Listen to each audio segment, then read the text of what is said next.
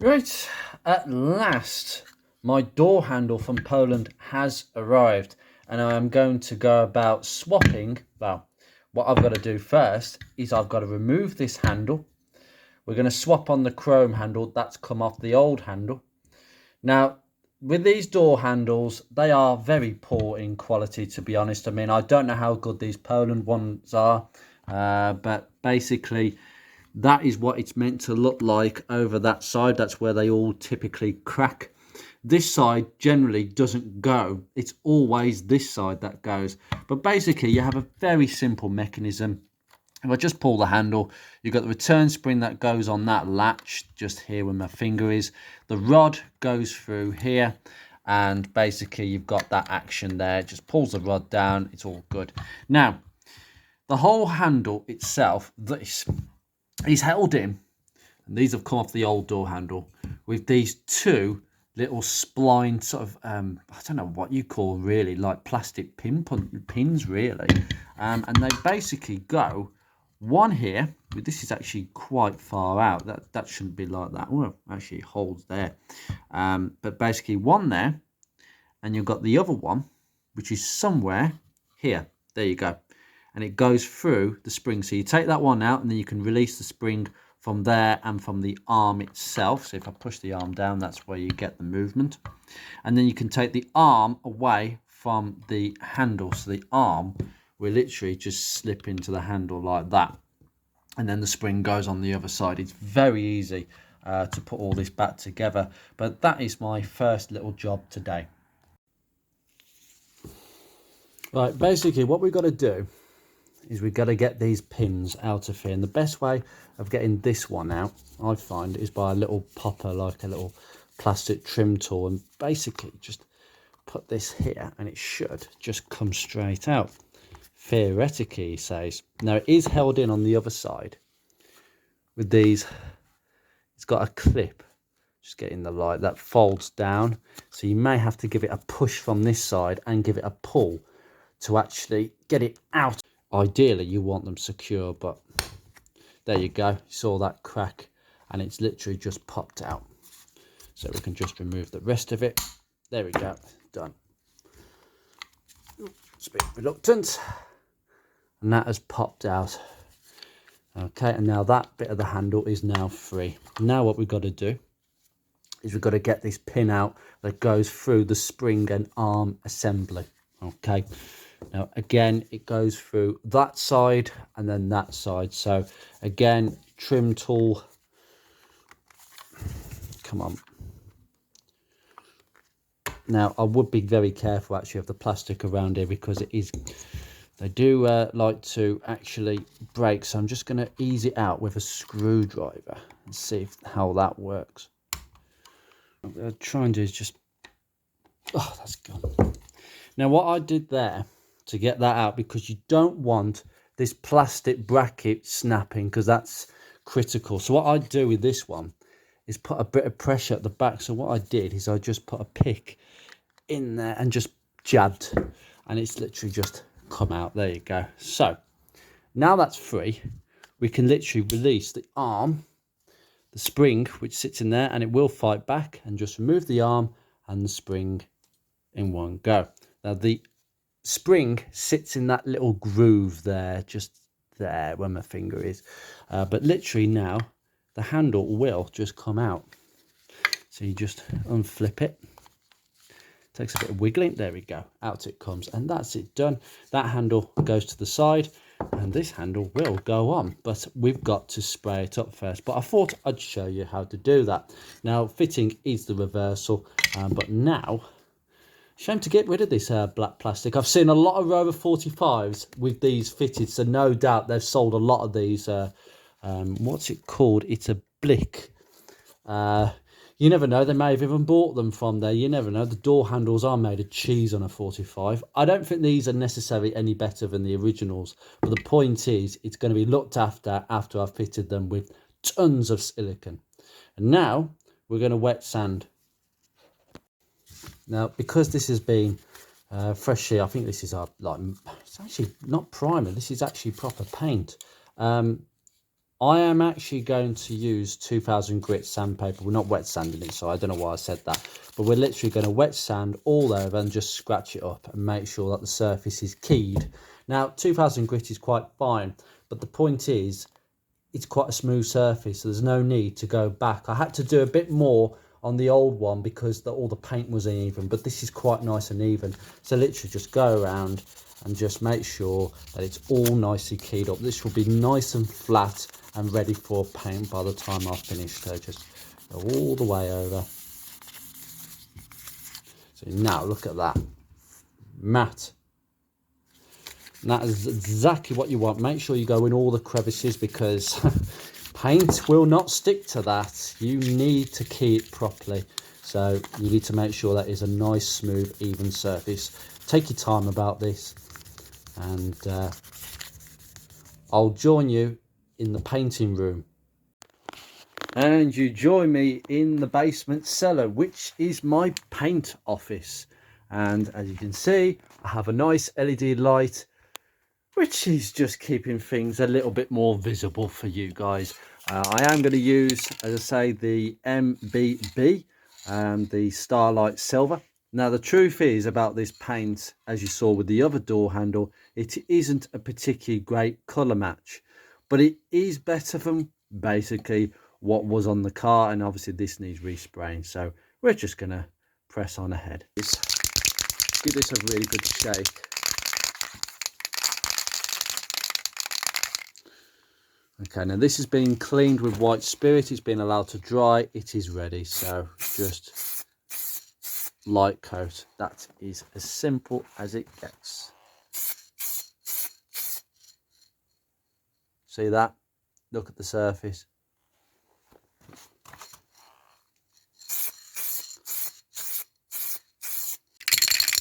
Right.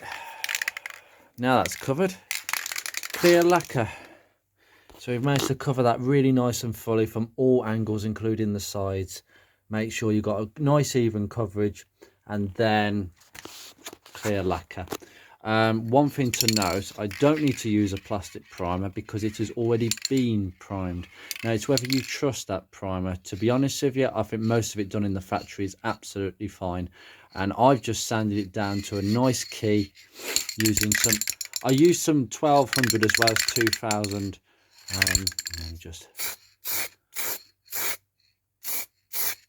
lovely, and then we come across here, just make sure we're just getting a nice even coverage. There you go. Right, now we're going to leave that to set for a few more coats, and I'll join you for the assembly. Right, we've got this nicely painted door handle all ready now to be reassembled. I'm really pleased with the way the paint is embedded. Yes, it may not be the correctest shade of MMB Starlight Silver compared with the paint, but it is far better than what was on there before, and obviously it's not broken, but I'm really pleased with the finish. And that is a 2000 grit finish. It's really good. You can actually see it in the light. It's perfect. We've got all in the nooks and crannies down here where I've just sanded it, and down here as well. Anyway, next thing, and the most important point, is when you are assembling it, you put in these bolts through, so you put it back in the door, and you've got these little bolts that go into the captive brass studs. Now, half the issue, and I've seen this before, half the issue is they get a little bit stiff. Now, what I do is I just test to make sure, see that one goes in really, really nicely, right? But test to make sure that these bolts go in hand tight and they don't get stuck. Because if these get stuck, what people do, if that was to get stuck, people would go, oh, I need the spanner now. So they get the 10mm spanner and then literally turn the ratchet and clunk, and the whole plastic just breaks off. And that's half the problem, when people try and strain the plastic and it breaks. So I suggest, if it's a bit stiff, or if it's one you've taken off the car to repair and it's okay, put a tap, an M6 tap, put it all the way through and make sure it goes through, and just blow it out, and then you're done. And just, again, just make sure that the bolts go really nice and freely, and this does. Okay, so that's What you need to know about these little captive nuts, as long as these go in freely, you're in good health, because I think that's half the problem with why these actually crack, particularly this side, when someone tries to force it in against a thread that's getting stuck because there's dirt in the thread, or that needs tapping out as well. And that's half the issue, I think, with these. But anyway, what I'm going to do is show you some reassembly. It's very simple. The new handle, the chrome handle, we're going to put back in. Whatever handle you want, just hooks back in. Okay. What I had discovered is the handle that came with this is a much shallower handle, so it only moves that much. But the Rover handles move far further out, and this spring is far firmer than the one that came with it. Now, that door handle did not say it was specified for a Rover, but someone said they are specified for Hondas. But if you're just changing the door handle is a Rover thing, a unique thing to Rover. Anyway, let's turn it over. Right, so you got the door handle there. You can open it there. So what we've got is that opening. Now what we need to do is this arm, okay? We get this spring and push it under this piece here, okay? Then we have to squeeze it, put the little arm in there, in that gap, and put it, the rest of it, the spring and the shaft, between these two pieces of plastic. So just shoot it in. Now, what's going to happen here is this spring is going to want to fight you. Okay, so what we're going to have to do, just put it in like that. Now, what we're going to have to do is get the spring to seat in that little groove there that you can see. Okay, so it sits in there like that. So this is where it might get a bit fiddly. I might need oops. It will fight you. See, that has actually gone in, and if I can just push it down, there we go, gone in. Now that's the way you do it.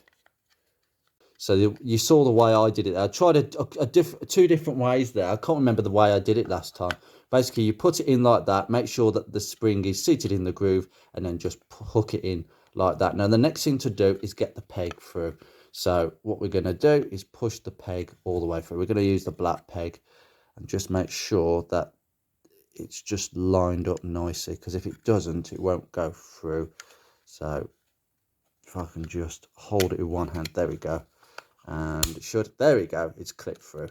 Done. That's ready now. Right, that spring is now, that spring is now seated in the groove. It seems to have gone a little bit astray, but it doesn't matter as long as it pulls.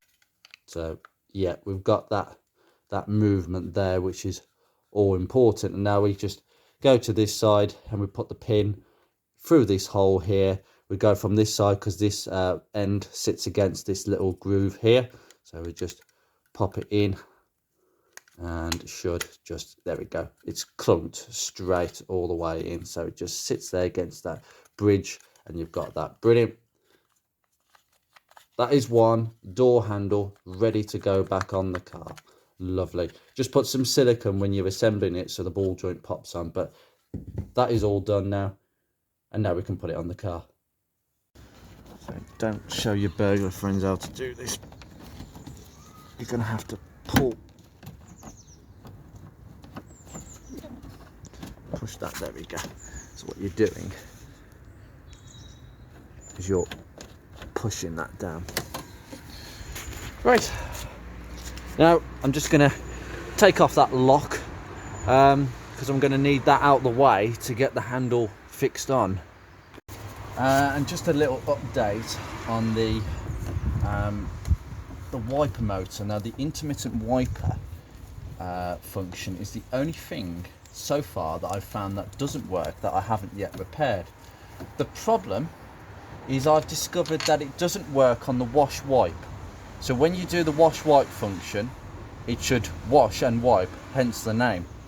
Unfortunately, we've got the wash side of things, but we haven't got the wipe side of things. So clearly the wiper motor is at fault, because the relay that we tested when we did the Petron unit turned out absolutely fine. We know that the super locking, the deadlocking actually works, because I can hear the relay clicking. It works as it should. Unfortunately, the contacts tend to go in the motors. It's the same wiper motor they used on the 25, the 45, the 200, 400 for quite a few years. I think all the MG Rover cars use the same wiper motor, and the contacts wear out to the point where either usually when you put it on intermittent, it doesn't part properly, and that's the usual symptom. But I've got the symptom of it doesn't work at all. So unfortunately, that is a complete wiper motor replacement. And the issue is, all the second-hand ones have probably got the same problem. So I'm going to have to think outside the box, possibly get a brand new one. Does it justify it at the moment? Yeah. I mean, the car's running, and we are very close to an MOT now.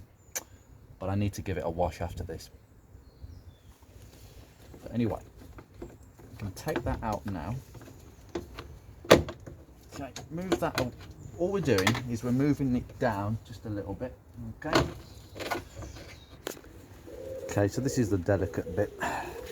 You can see, honest to God, whoever the mechanics were that worked on this car, that looked after it, they love to drill holes. They drill self-tapping screws for the front wheel arch. I've discovered that there's a drain hole where the spare wheel well is. There's a little hole. So clearly this boot has been leaking for a long time, and their idea was just drill a hole at the bottom. Yep, that solves the problem. It doesn't. It solves the symptom. It doesn't solve the cause, which I've done. But honest to God, they've tried before to put self-tapping screws in. I've seen this done before, where you've got screws basically sort of like where the handle is there, and at the other end just where my thumb is over here there. It looks, even on a silver car, silver self-tapping screws look dreadful.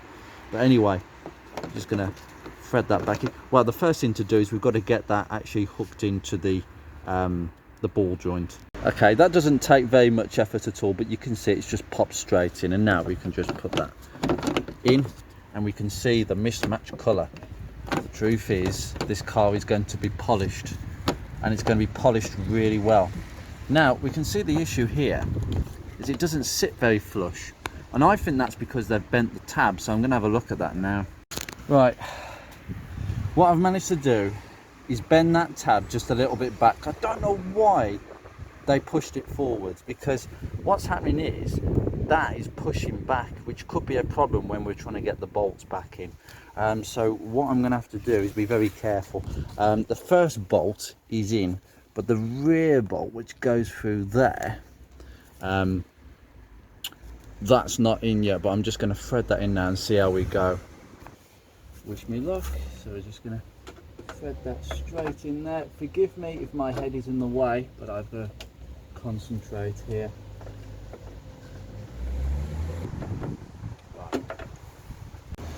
Right, you can see the first bolt down there.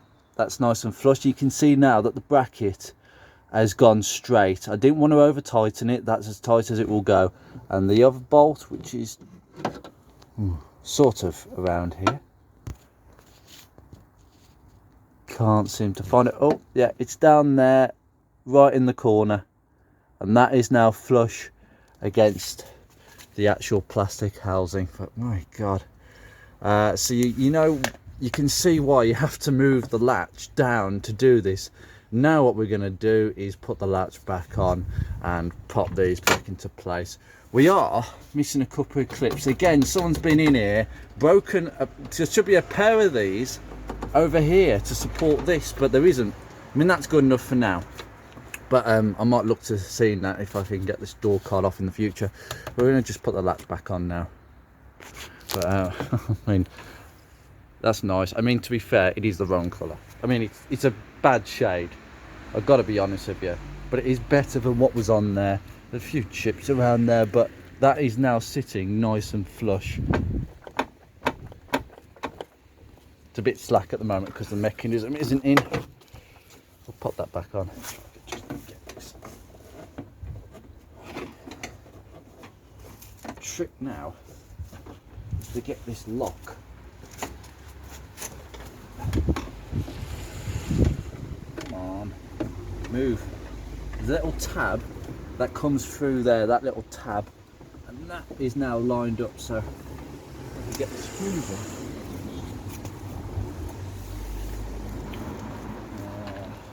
Try and just, I mean, these screws don't go very far in initially, but what they'll do is they'll pull it in. Might need to push it back in. Now if I just do this, yeah, the whole thing will just pull forwards, and then we can sort the others out. I think Beatrix of a mismatched painted door handles actually looks quite nice. 50 Shades of Silver. Better than 50 Shades of Brown on the P6.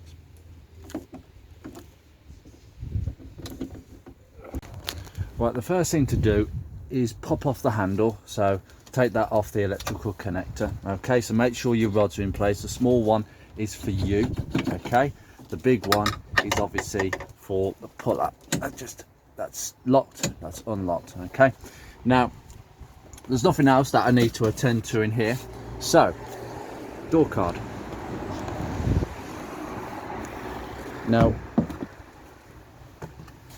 what you've got to aim for with this is to push the ridge of this door card as far over here as possible, and then it will bend over the top.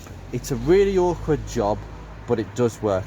The difficult bit is getting the knob lined up with the hole.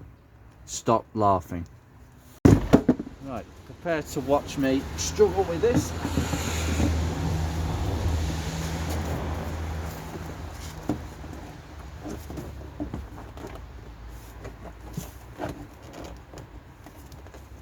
Difficulty, and try and get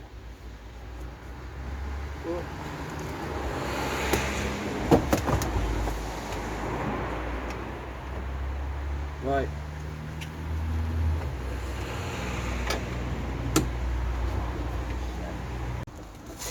Round 2. It's not easy, I'll tell you. This is one of the most trickiest jobs ever. Getting them off is fine, but getting them back on is another story. And getting them back on without damaging anything, including the clips that hold it on, is a difficult exercise. So again, pull the locking knob up. Now I've got it lined, now it comes out again.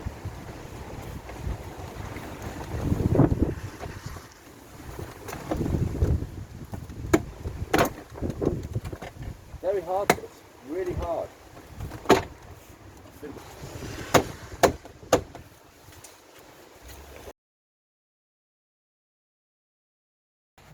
And after 10 minutes of struggling, I'm in. I can't believe how difficult that was. I'm going to tell you a little tip. Get that end in first. I was trying to get this end in first because you've got to get the knob through the hole. I pushed it in as I did on camera, but I couldn't get that bit in. So what I suggest is you push this section here in, so push it this way and then push it down, it will click in, and then you can get the rest of it on. And then you've got to sort the knob out, the last thing, and then this corner will click in, and then you're done. There's literally nothing more to it. 2 screws to the handle, put that back on, hook the hook this lining just here. Yeah, this is what opens your door. Next thing to pop on is the actual switch itself, so just pop that on. Remember, this lever has to go onto this little ball joint thing, so literally it's sleeved into it. So we'll just actually pop that on now before I attempt anything else. So it's a bit funny this sometimes. There we go, and make sure it's popped in, and then lovely, the sleeve has gone straight over. Pop the electrical connector in. Lovely, done. We've got to get the ends of that fixing straight into the door, and you've just got to push it in. Oh, this is a bit difficult, right? So we go push it that way, and then try. Might help to help hold the back of the door. There we go, done. It does help if you have a screwdriver that isn't so worn on the magnetic side of things. It can be a bit of a faff otherwise. In fact, would I be best putting it by hand? Can we get it in? There we go. Right, hold it with your one finger, get the screwdriver in, bam, straight in. And just screw it in. They don't even have caps that go over the screws, you just have to look at the screws. That's how much cost cutting was going on. And don't forget to take the child lock off so that I can actually open it from the inside if I just get in. Oh, lovely. Unfortunately, that's really poor, but the thing is, I've put the door card and glued it back on this nice Alcantara material, but it does.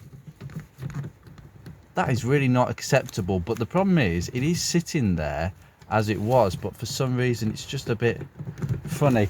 The others, I mean, that moves a bit, but it's absolutely fine. This one's dreadful. I mean, the build quality is just shocking, isn't it, really? The whole thing isn't really good. The fixing screw isn't really enough. It's not really clicked in as much as it could be, but yeah, brilliant. Oh God, that takes a bit of strength. Lovely. We are done. There is one door card back on, one handle back on. Oh.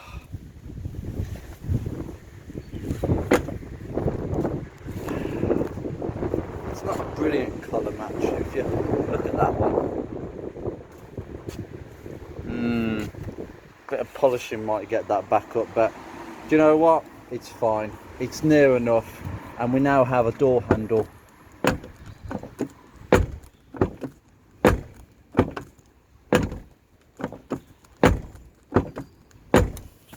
That's great.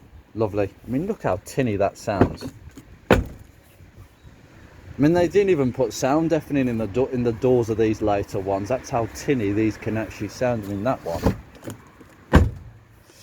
Oh God! You shut one door and they all shut. They all slam. Look, listen to this. You can hear it. You can hear it. Every time I shut the door, the boot just rattles. Oh, it's horrible. Right, that's another job done, and we can conclude this video.